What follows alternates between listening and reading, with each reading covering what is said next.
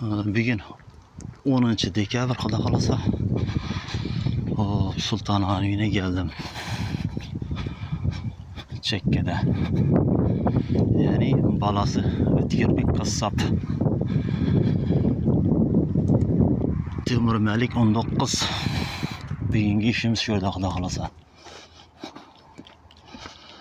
Temur Malik 19 Çekke.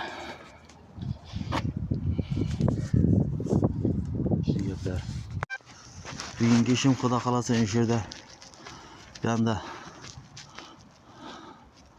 bir maşın odun yatıptı. Ananda yine üçüncü yattı. Şuların hemmesini bir yana yukarı çıkarıp ötüp taklap basışım gerek. İş bulaş etkenim. Özüm götüredim yıkılganlarını. Yerden belentiki 1 metre, 1,5 metre. Üzerine zabor tartıp şundan toprak götürgen ben. Bu Ötkirbek Kassap. Ötkirbek ülkemiz üye. Şu an aytkanımdan Çekke'deki Temur Malik 19. İşten başlayıverdim. Yarım saat oldu Xudo xolasa. Göremiz. Çalvaka bo'ladigan ben. Xudo xolasa. Xudo xolasa odunlarım taklap basıp bo'ldim yine. Saat 4 bo'lyapti. Trende yaxshisi ağaçlık bastırdan üstünde odunluklar. Yandan karanlıca bilemin tuttu bu. Da üçüncü nerseyle odana devam başlası dağıya. Köp nerse böyle.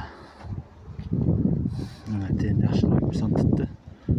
Üstünde odunları var diye ağaç materyallık oluyor.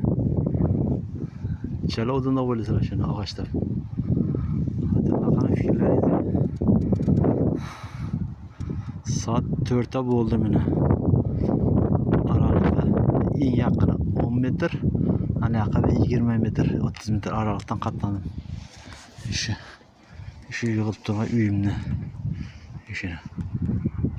Eldimden ta ay devala bola inceğine.